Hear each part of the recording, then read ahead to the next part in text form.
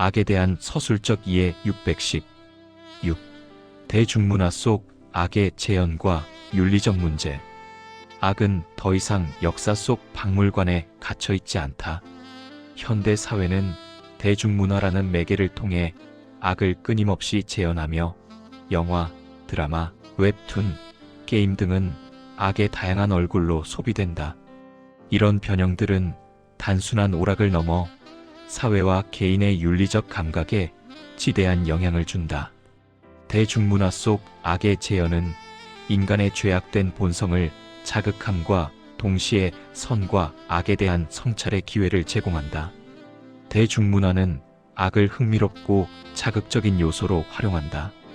악당 캐릭터는 때로 주인공보다 매력적으로 그려지거나 막장 드라마는 비윤리적 갈등을 극대화하여 시청률을 높인다. 폭력적이거나 선정적 콘텐츠는 인간의 원초적 욕망을 부추기며 상업적 성공을 위해 악을 엔터테인먼트의 소재로 소비하게 된다. 그 과정에서 악은 실제 사회적 맥락이나 도덕적 심각성을 상실하면서 수용자의 윤리적 감각을 둔화시키는 역할을 한다. 이런 디지털 환경은 악의 확산과 재현 방식을 변화시켰다. 인터넷 개인 방송과 소셜미디어는 자극적 콘텐츠를 양산하면서 극단적 언행과 논란은 관심을 끌기 위한 악을 확대 재생산한다. 악플과 사이버불링은 익명성 뒤에 숨어 개인의 영혼을 훼손하는 새로운 악이다. 딥페이크와 같은 기술은 타인의 명예를 심각하게 훼손한다. 가상세계에서의 악은 현실보다 빠르고 광범위하게 확산된다. 대중문화 속 악의 재현은 윤리적 문제를 야기하며 반복적 폭력과 정밀화된 범죄 묘사는 수용자의 폭력성을 더욱 증가시킨다. 특히 성장기 청소년에게 악에 대한 잘못된 인식을 심어줄 위험이 크다. 비윤리적 행위를 묘사하면서 성찰 없이 자극만 제공하는 것은 악을 정당화하거나 무감각하게 만든다. 이는 창조 질서 안에서 선하게 살아야 할 인간의 영혼을 황폐하게 만들기에 충분하다. 이런 대중문화는 악에 대한 중요한 성찰 기회를 제공하며 사회 부조리와 구조적 악을 비판적으로 다루기는 하지만 선과 악의 도덕적 메시지 전달이 약화되기 쉽다. 중요한 것은 악 재현에 대한 윤리적 기준과 비판적 수용이다. 단순 소비를 넘어 선의 가치를 확인하고 하나님의 말씀을 기준으로 악을 분별하며 선한 영향력을 확장하는 노력이 필요하다. 7. 악에 대한 인간의 응답. 악의 역사를 돌아보고 그 본질과 미래까지 살펴보았지만 악은 여전히 우리 삶의 현재적 문제로 남아있다. 우리는 피조물로서 모든 악을 통제하거나 완전히 근절할 수 없지만 악 앞에서 침묵하거나 방관하는 것은 허락되지 않는다. 기독교는 인간에게 악에 대한 능동적 대응과 저항을 요구하며 이는 하나님의 공의와 사랑을 이 땅에 실현하려는 소명이다. 인간의 응답은 먼저 개인의 윤리적 선택과 행동에서 시작된다. 통제할 수 있는 악, 곧 자신의 의지적 행위에서 비롯되는 죄악에 대해 우리는 끊임없이 회개하고 돌아서야 한다. 이기심과 탐욕, 거짓과 불의를 경계하며 악을 미워하고 선을 힘써 추구해야 한다.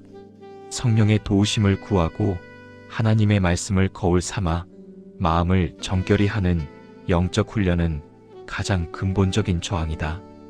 또한 우리는 사회적 책임을 통해 악에 맞서야 한다. 체계적 악이나 구조적 불의는 개인을 넘어선 공동체의 문제로 적극적 연대와 행동을 요구한다. 불평등과 억압을 묵인하지 않고 정의와 사랑의 목소리를 내며 사회 변혁을 위한 용기 있는 실천과 약자 보호, 불의에 대한 저항은 하나님, 나라의 도래를 소망하며 이 땅에서 행하는 믿음의 행동이다. 악에 대한 응답은 사랑과 용서에서도 드러난다. 악은 미움과 복수의 악순환을 낳지만 예수 그리스도는 원수를 사랑하고 용서하라 가르치셨다. 인간 이성으로 이해하기 어렵지만 분명한 단죄 후 행해지는 사랑과 용서는 악의 사슬을 끊고 회복과 치유의 길을 연다. 단순한 복수나 비방을 넘어서는 영적 해방의 방식이다. 마지막으로 우리의 응답은 절대적 소망에 뿌리박는다. 모든 악을 스스로 물리칠 수 없음을 겸허히 인정하고 하나님의 섭리를 신뢰한다. 궁극적 악의 종말과 하나님의 완전한 통치를 확신하는 믿음은 고통 속에서도 용기와 인내를 준다.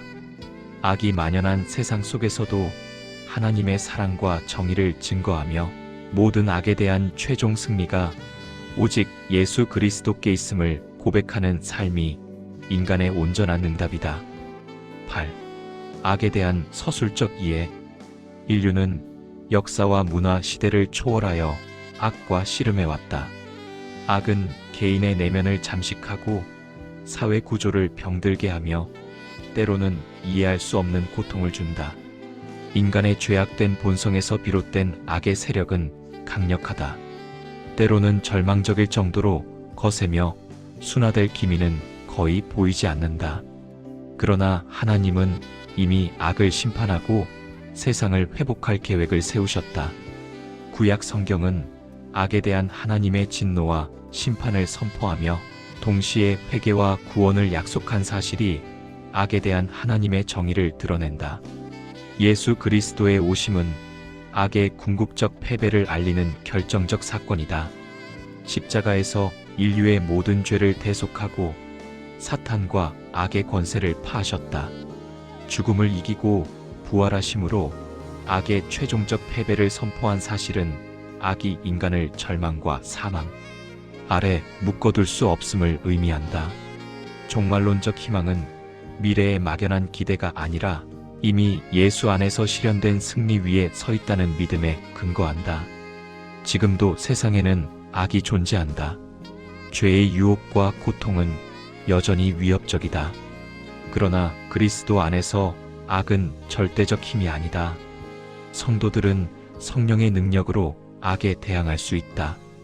이 싸움은 개인의 영적 전투이자 사회 속 체계적 악에 맞서는 공동체의 선한 싸움임이 분명하다. 미래에는 변형된 악이 다양한 모습으로 등장할 것이다. 특히 AI와 같은 신기술이 가져올 예측 불가능한 도전 앞에서도 종말론적 희망은 흔들리지 않는다.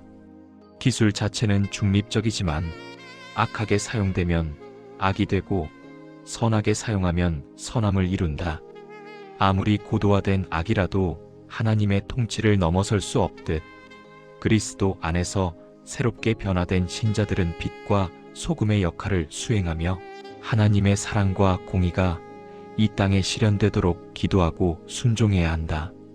결국 악은 인간의 힘으로 해결될 수 없으며 오직 하나님만이 모든 악을 영원히 멸하시고 새 하늘과 새 땅에서 완전한 선과 의를 이루신다는 절대적 희망의 기독교적 믿음을 간직해야 한다. 9. 악과 선의 상대성 또는 절대성. 인류는 역사와 문화를 거쳐 악을 현재적 실체성을 살폈지만 근본적인 질문에 마주한다. 악과 선은 시대와 문화, 개인 관점에 따라 변하는 상대적인 것인가? 아니면 어떤 상황에서도 변치 않는 절대적 기준이 존재하는가? 에 대한 의문이다. 이는 악에 대한 모든 논의의 근간을 흔든다. 많은 고대 문명과 동양 사상은 악을 환경과의 불균형, 수양 부족 혹은 업보의 결과로 보며 상대성을 강조했다. 유교는 사회 윤리적 규범에 따라, 도교는 자연의 흐름에 따라 악을 다르게 이해했으며 현대 사회에서는 가치관의 다원화와 개인주의 심화로 악의 기준마저 상대화되는 경향이 강해졌다. 누군가에게 선이 다른 사람에게는 악이라는 입장 차이가 혼재해 있다. 그러나 기독교 세계관은 악과 선의 절대적 기준이 존재함을 분명히 한다. 이 기준은 인간의 변덕, 이성, 시대적 조류에 좌우되지 않는다.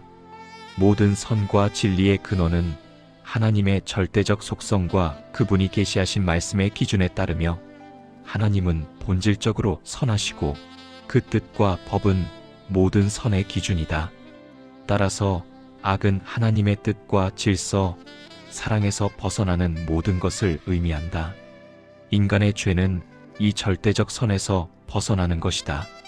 탐욕, 교만, 미움, 거짓, 살인 등은 문화와 시대를 초월하여 악이다. 인간이 하나님과의 관계를 단절하고 하나님의 법을 어기려는 죄된 본성에서 비롯된다. 상대주의적 관점에서 악을 판단하면 그 본질적 심각성을 놓치고 도덕적 혼란으로 가정과 사회가 파괴된다. 기독교는 악을 죄의 문제로 본다. 죄는 절대적 선이신 하나님께 대한 반역이며 상황이나 동기와 무관하게 하나님의 기준을 벗어나면 악이다. 인간의 불완전한 선행은 악을 해결할 수 없으며 오직 하나님의 은혜와 예수 그리스도의 대속만이 인간을 악으로부터 해방할 수 있다. 악의 상대성을 인정하는 것은 다양성을 존중하는 듯 보이지만 궁극적으로 도덕적 기준을 허물고 욕망과 탐욕을 정당화한다. 절대적 선이신 하나님의 통치만이 모든 악을 바로잡고 진정한 선을 이룬다는 진리를 선포하며 우리는 이 절대 기준 위에 굳건히 서야 한다. 10. 악과 죄의 구분과 이해. 인류는 역사와 문화를 거치며 악과 죄의 본질을 탐구해왔다. 흔히 혼용되지만 기독교 세계관은 이 둘을 명확히 구분한다. 죄는 근본적으로 하나님과의 관계에서 비롯된 것으로 하나님의 뜻을 의도적으로 거역한 인간의 행위를 의미한다. 이는 단순한 잘못이 아니라 하나님의 절대적 권위와 거룩한 본성에 대한 반항이며 인간의 자유의지에서 비롯된 타락과 자아, 숭배의 결과다. 성경은 죄를 하나님의 기준에서 벗어난 불순종으로 표현하며 회개와 용서를 필요로 하는 인간의 근본적 상태로 본다. 반면 악은 보다 포괄적이다. 죄로 인해 타락한 세상에 존재하는 모든 고통과 파괴, 질서와 영적 자연적 질서의 훼손을 포함한다. 악은 도덕적 악과 자연적 악으로 나뉜다. 도덕적 악은 인간의 자유의지에서 발생하는 살인, 거짓, 미움, 불의 등으로 죄와 직접 연결된다. 자연적 악은 지진, 질병, 사고처럼 인간의 선택과 무관하게 발생하며 세상이 아담의 죄로 타락하고 불완전해진 결과로 이해된다. 결국 모든 죄는 악이며 인간의 도덕적 책임과 회개, 그리스도의 십자가, 대속이 요구된다. 그러나 악은 죄의 결과로 나타난 세상의 고통과 불완전함까지 포함하므로 예수 그리스도의 재림과 새 하늘과 새 땅의 도래에서야 완전히 종결된다. 이 구분은 인간이 악에 대응할 기준이 된다. 우리는 죄를 회개하고 하나님의 뜻에 따라 행동하며 모든 악이 사라질 미래를 소망해야 한다. 동시에 악의 현실을 직시하며 선과 정의를 실천하여 하나님의 사랑과 공의가 이 땅에 구현되도록 살아야 한다. 인간의 힘으로 모든 악을 제거할 수 없음을 겸허히 인정하지만 그리스도 안에서 우리는 악과 죄 앞에서도 흔들리지 않는 소망과 인내를 가진다. 현실에서 나타나는 악의 다양성과 복잡성을 고려하면 더 미묘할 수 있으나 죄와 악은 여전히 죄이고 악일 뿐이며 이를 해결할 수 있는 유일한 길은 오직 주님의 은혜다. 이러한 깨달음은 인간의 책임과 하나님의 구원 계획을 동시에 이해하게 하며 악 앞에서의 신앙적 대응과 삶의 방향을 명확히 제시한다. 인천 송도역 배짜마에서 이종화였습니다.